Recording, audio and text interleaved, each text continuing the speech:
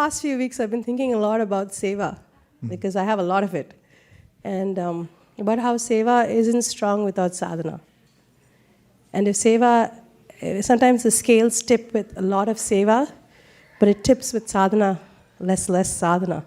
And it's been something on my mind for this coming Kartik to balance the two. Because good seva doesn't come without strong sadhana. And each should help the other. It shouldn't be one-sided.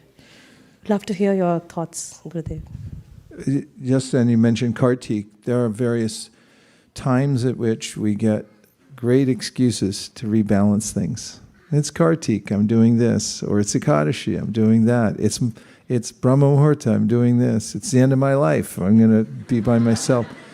So it's important, and it's balance doesn't always look perfectly straight.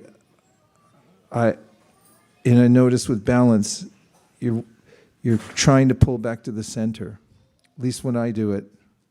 And knowing what the center is and being able to come back to that regularly is very important. And more seva, śuśrūṣoḥ, śraddadhānasya, vāsudeva-kathā-ruciḥ, syān, mahat-sevayā, viprāḥ, puṇya-tīrtha-niṣevaṇāt. It's a way in which when we do seva, we get a deeper desire to hear and chant. When we hear and chant, get a deeper desire. It's a complementary. They're complementary. So it's nice to notice it and be aware of how we're feeling and make sure that we're feeling okay. It's important to take care of ourselves. Make sure that we're getting the right dosage of chanting Hare Krishna and hearing and chanting. And just remember, life is, it's your life to use in Krishna's service. So be aware of your own needs in Krishna consciousness. Make sure you take care of yourself. And that goes for health too.